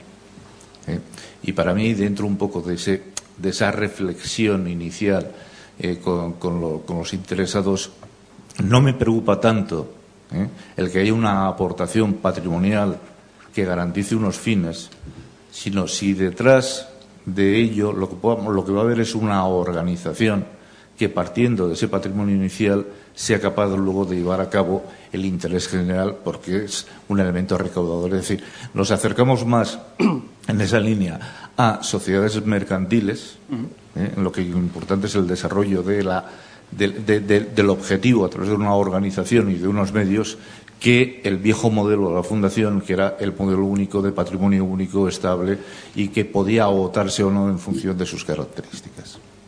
Sí. Juanjo, has dicho, ¿verdad? Sí, hola, Juanjo. Bueno, empezando por la última, efectivamente, estoy de acuerdo contigo en que, aunque haya definido las fundaciones como patrimonios independientes, actualmente yo creo que es claro que estamos hablando de organizaciones que, lógicamente, quizás hace años las fundaciones, hace ya mucho tiempo, digamos que eran más pasivas en el sentido de que vivían de las rentas, mientras que ahora las fundaciones, son organizaciones que tienen que ser activas, los patronatos tienen que ser activos en su gestión y en la obtención de fondos que les ayuden o que son necesarios para seguir cumpliendo con sus fines fundacionales. Por lo tanto, estoy de acuerdo contigo en que estamos ante una organización y dinámica. En cuanto al primer punto, sobre esa segunda vertiente del derecho de asociación, Bueno, yo la verdad desconozco, has hecho una apreciación respecto de la posibilidad de regular estatutariamente pues la imposibilidad de admitir nuevos socios en un plazo de 10 años. No sé si desde el punto de vista del registro hay algo que decir al respecto. Yo, al menos en la experiencia que tengo, las asociaciones no han regulado eso y es un tema que se suele comentar, ese derecho, esa segunda vertiente del derecho de asociación, pero que nunca lo hemos vivido. Yo no he querido trasladar la idea de que automáticamente haya que admitir a ese tercero que solicite la admisión en una asociación. Pero, en mi opinión, lo que sí tengo claro es que esa denegación deberá estar fundamentada. Es decir, deberá estar fundamentada o porque no cumple los fines fundacionales, o fines asociativos, porque no cumple unos parámetros determinados que estén prefijados en los estatutos sociales. Porque si no, entiendo que desde el punto de vista de la organización y de la realización de la actividad, bueno, pues puede ser un problema. Es decir, puede ser un problema en que, al que estás expuesto, quizás no conscientemente, porque en los ejemplos que os he puesto yo, en el momento inicial la premura del tiempo fue la que determinó. Es decir, y en aquel momento ya, al menos nosotros, ya os adelanto yo que no estábamos pensando en si existía el derecho de asociación o en la primera o la segunda vertiente, ¿no? Entonces, yo no tengo claro, no sé si esos estatutos sociales que indicas tú, entiendo que será porque los conoces y porque hay una asociación inscrita con unos estatutos con esas limitaciones, pero al menos en las que conozco yo no existe como tal, y desde el punto de vista de esas organizaciones, lógicamente, si solicita la admisión, no Martín Recalde, es decir, que nada tiene que ver con esa actividad. Es decir, pero si viene un tercero que tiene relación con la actividad o con los fines asociativos que está realizando esa asociación, pues bueno, como asesor en mi caso y en caso de que la voluntad de la asociación fuera la de no admitirles, pues bueno, yo igual tendríamos serias dudas para... El problema igual se puede ver con un ejemplo sencillo, es muy evidente. Igual, hablando en términos absolutos, es difícil, pero la Asociación de Antiguos Alumnos de la Universidad de Deusto exige ser alumno de la Universidad de Deusto, haber sido para poder entrar. El problema es que, siendo alumno de la Universidad de Deusto y cumpliendo los estatutos, se me limite la entrada. Viéndolo en esos términos, es exactamente lo que ha dicho Martín. ¿Puede la asociación limitar el derecho de asociación a una persona que cumple los estatutos en cuanto a la condición para acceder a ser socio? No puede limitarlo discrecionalmente, y efectivamente es una limitación del derecho constitucional. Esa es la cuestión. Yo sigo con tu ejemplo. Sí. Yo puedo ser miembro o haber sido estudiado en Deusto, pero si los estatutos de la asociación me dicen que tengo que contar con el aval de otros 5 alumnos, por ejemplo, y no también cuento, es una condición, efectivamente. Otros ejemplos sí, típicos, también es habitual, cotidianos. También es habitual. Más de... Exacto. Sí. Es decir, el asunto, la complejidad derivará de si en los estatutos se plantea o no una limitación. Y ya no podremos entrar. De hecho, hay uno de los graves conflictos que ha existido, por ejemplo, ha sido con los alardes. Las mujeres, ¿no? Estamos en una situación de discriminación legal, de discriminación estatutaria, y ahí todavía seguimos en conflictos. Yo puedo constituir una asociación que diga que no podrán ser nada más que hombres rubios y de 1,80 sus socios. Hoy en día no. Sí. Hoy en día con la ley de igualdad no. Yo entiendo, pese a todo, bueno, entiendo que sí. ¿Por qué? Porque es una actividad privada. La asociación es privada. Entonces, yo en mi ámbito de relación lo puedo determinar. Hay tesis. Sí. La sentencia del Tribunal Constitucional que lo avala. Es decir, al no tener un componente público, al ser una actividad meramente privada, las limitaciones incluso pueden ir a todo aquello que se llama discriminación. Es decir, yo puedo constituir una asociación de hombres, exclusivamente de hombres, y decir que no entrará ninguna mujer, y viceversa. De mujeres las cuales no entran en Sí, ningún la ámbito. cuestión, Juanjo, es eso, es lo que decíamos. Si cumples los requisitos que estatutariamente se marcan, puedes solicitar la adhesión y contestarte que no de una forma absolutamente arbitraria. Yo creo que eso es a lo que hace referencia Martín. En ese momento, la discriminación arbitraria no puede ser, porque cumples los criterios. Va dirigido, tú eres el sector al que va dirigido esa asociación. Y eres susceptible de ser socio, ¿no?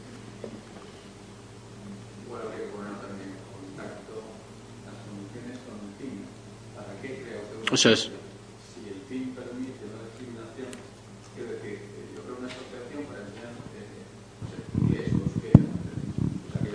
No tengan relación con el euskera, lógicamente, parece que no tendrían mucha razón de ser, de pertenencia a esa asociación. Ahora, sin más, una asociación, por ejemplo, de hombres o de mujeres, ¿para hacer qué? Es decir, sin más, una asociación de hombres, El fin. yo creo que eso sí podría tener un elemento discriminatorio, ¿no? Sí. Es decir, yo conjugaría en este Con el caso fin. ambas dos cosas, es decir, la finalidad lícita, etcétera, con las condiciones necesarias para participar en una asociación que pretenda realizar esa finalidad. Entonces se vería si efectivamente hay discriminación o no. Sí, yo tengo una cuestión que no me quiero perder. Hay una cuestión que estamos viendo recientemente, que es el fomento de las fórmulas asociativas por las administraciones públicas. Es decir, la participación en asociaciones, y de hecho en los TIC, que comentaba, sí que es un ejemplo y que conoces bien, participan administraciones, participa el propio gobierno o departamentos del gobierno. ¿Cómo se conjuga la administración pública con el derecho de asociación, la participación, la ausencia de controles y la participación de la administración en entes que no tienen ningún tipo de control, como son las asociaciones de ninguna administración? Pueden incluso, y dentro de la misma pregunta, ¿cómo verías y cómo ves la constitución de asociaciones exclusivamente por administraciones públicas y limitada la participación, el ser socio exclusivamente a determinado tipo de administración? Bien, es que en esos ejemplos que os he trasladado, pues hay alguno que la administración participa directamente, otra directamente. Sí, los TIC yo creo que están en... Los que asesoro yo se les invita, pero nominalmente no participan. En cualquier caso, es decir, la ley de asociaciones permite que las asociaciones, las administraciones públicas participen en asociaciones privadas. No hay una limitación en ese sentido. Lo que sí hay es una limitación a su papel en la asociación. Es decir, ya que tienen que participar en régimen igualitario, es decir, no se les puede no se le puede otorgar a la asociación, a la administración, un papel preponderante o de mayoría en la asociación. Por lo tanto, tiene que hacerlo en régimen de igualdad. En régimen de igualdad. Decías en la una de las segundas preguntas era el hecho de que las asociaciones sean íntegramente constituidas por administración pública, te he entendido, ¿no? Bueno, conozco un caso en el cual, hay una asociación que está por distintas entidades de la administración pública, pero que está participado por lo que podemos llamar administración pública. Te tengo que avanzar que yo, en aquel caso que me consultaron, la verdad es que manifesté mis dudas. Ahí está. Manifesté mis dudas porque estamos ante una entidad privada y en la cual efectivamente se permite que la administración participe, pero nada se dice a que la administración participe exclusivamente, que es en definitiva de lo que estamos hablando. En ese caso concreto, si es verdad que la administración o las tres entidades, en ese caso son tres entidades, participan en régimen de igualdad entre ellas, pero la asociación está íntegramente participada por administraciones. Y luego, ahí hay un tema que comentábamos al principio que no es objeto de esta sesión, pero últimamente, estamos notando que por una parte utilizamos la terminología privada o pública y por otra parte tenemos la ley del contrato de sector público. Es decir, que es otro ámbito, ¿no? pero parece, porque desde luego las consultas que nos llegaban, utilizábamos o queremos utilizar, o parece que queremos utilizar estas entidades privadas para, en cierta forma, pues cumplir en otros términos la ley de contratos del sector público, ¿no? Yo creo que son cuestiones distintas. Es decir, al menos, comentaba Iñaki al principio, en mi opinión son cuestiones distintas y tu carácter o tu naturaleza pública o privada no te va a eximir de tener que cumplir la ley de contratos del sector público o no.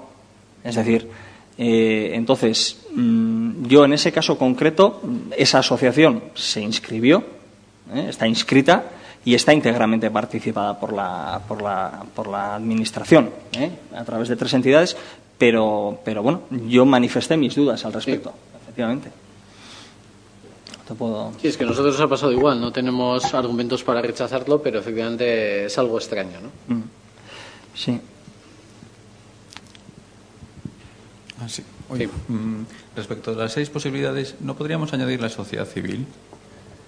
Sí, es una. Sí, cuando yo refería a que estaban casi todas, pensaba en la sociedad civil y en las sociedades laborales.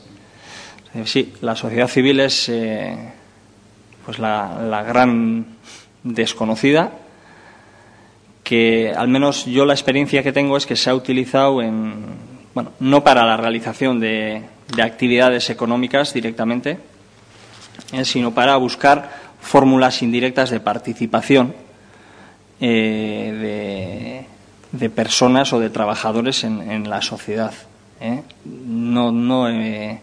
¿Estás pensando en algún caso concreto, alguna cuestión? No, porque en negocios pequeños o relativamente pequeños, el tema de la comunidad de bienes, por ejemplo, que no está pensado para esto, pero hay muchos pequeños negocios de pocas personas, pues constituidos como comunidad de bienes, y nadie ha puesto ninguna pega a efectos de su afiliación, de su tributación. ¿No? Pues también podría haber. Sí. Sí, ¿alguna intervención? Yo sí, es decir, al margen en la exposición, y sí es verdad que de una forma lo he tratado correcta, pero sí es verdad que como profesionales del asesoramiento, desde luego a día de hoy en las asociaciones sí estamos. Yo cuando trataba de trasladaros esa incertidumbre jurídica, pues muchas veces, aunque tratemos de ser creativos, pues un sustento o una garantía jurídica mínima debemos de ofrecer a los clientes, ¿no? Entonces, me refería a esa falta de garantía. Es decir, y ponía 2 ejemplos que lógicamente pues son ejemplos que los he vivido, como es la imposibilidad o el no conseguir que unos estatutos de una asociación reconozcan un voto ponderado, cuando la ley de asociaciones lo prevé, y alguna imposibilidad de inscribir, por ejemplo, en asociaciones, aun recogiendo estatutariamente distintos tipos de socio, el prever estatutariamente reservas de puesto para en las juntas directivas.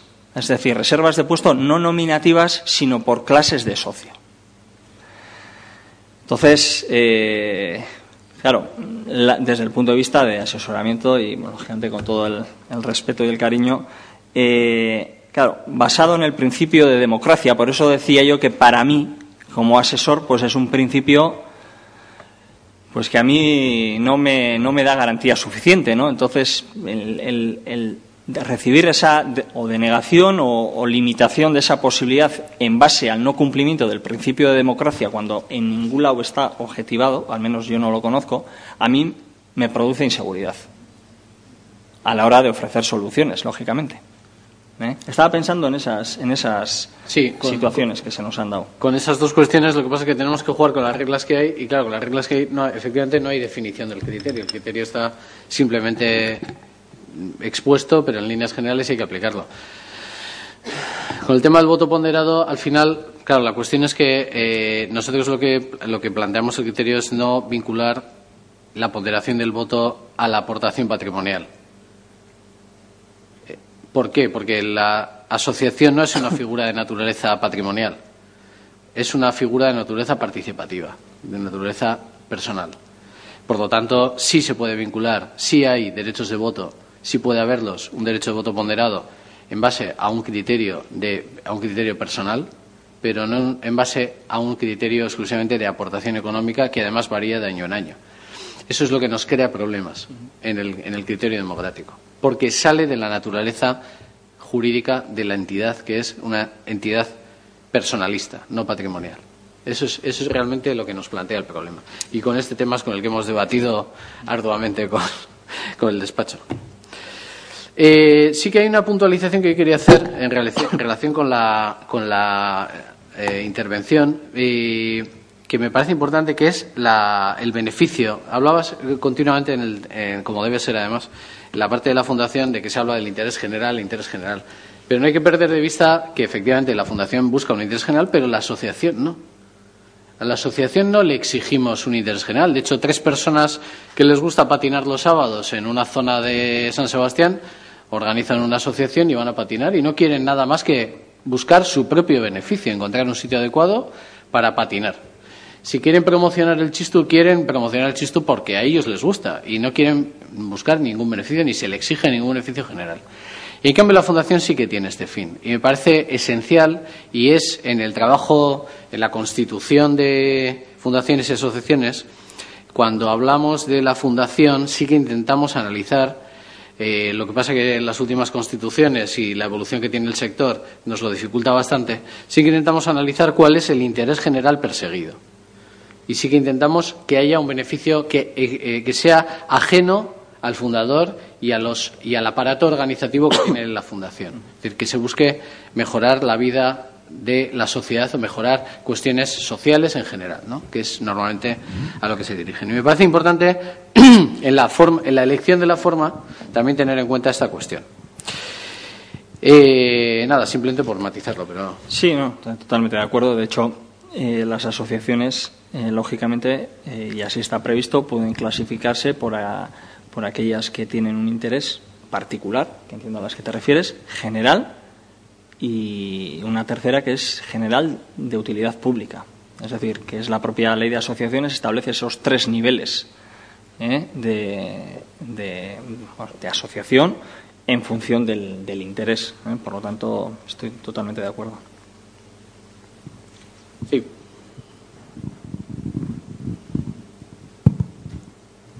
Sí, hola.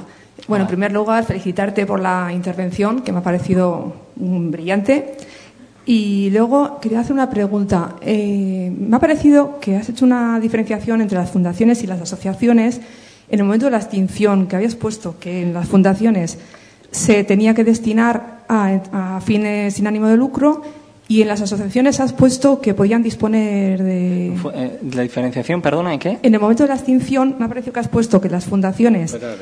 el patrimonio tenía que ir a entidades sin ánimo de lucro, y en asociaciones habías puesto que disponía libremente del patrimonio. Yo entiendo que en las asociaciones se puede recuperar, sí. Pero bueno, yo quería solamente matizar que en las asociaciones tiene que destinarse a entidades sin ánimo de lucro. Sí, no es así. No, lo que quería diferenciar es la recuperación de la inversión o de lo aportado, no en los supuestos de liquidación, que es lo que me estás planteando, sino en los supuestos de salida de la entidad. Vale. Es decir, cuando un asociado de una asociación sale de la causa baja, sale causa baja de la asociación, si los estatutos sociales de la asociación lo permiten, puede recuperar lo aportado. Por lo tanto, no supone una pérdida de disposición de lo aportado. Sí, en ese caso sí tienes razón. Eso es. Sobre todo los casos, sobre todo los chocos, cuando recuperan. Eso es. Entonces, no, en los supuestos de liquidación es efectivamente lo que comentabas. Sí, y un comentario también en cuanto a la flexibilidad. Hablabas, la flexibilidad, la asociación como elemento con forma jurídica que permite una mayor flexibilidad en el sentido de rapidez en la Constitución, ¿no? Bien, lo que pasa que ya no es así. Es Es decir, ahora tardamos prácticamente lo mismo en constituir una asociación que en constituir una fundación. Por lo tanto, yo creo que ese criterio ya en la práctica ha desaparecido. Sí que se sigue exigiendo escritura pública porque es el criterio de la ley, porque no nos podemos separar y la ley estatal sigue con este criterio, pero hoy en día prácticamente el tiempo es el mismo. Es decir, andamos en torno a los 3 meses para constituir una asociación y también para constituir una fundación. Con lo cual, el criterio de la flexibilidad ya es un criterio ya bastante relativo en cuanto a... Sí, es así. Sí. Yo os he trasladado mi vivencia y efectivamente Sí. la flexibilidad que fue tal y que eso es así, yo ahora ya lo uniría a la seguridad. Por lo tanto, esos elementos, pues bueno, sí es verdad que al final estamos hablando efectivamente para la inscripción pues de 3 meses más prácticamente y en el caso hacía referencia al NIF provisional, el número de identificación fiscal provisional. En el caso de las fundaciones también, lógicamente, una vez otorgada la escritura pública, podemos obtener ese NIF provisional que permita ya pues dar de alta e iniciar la actividad, ¿no? Es así. Muy bien, ¿algún otro comentario? Puntualización, pregunta, etcétera.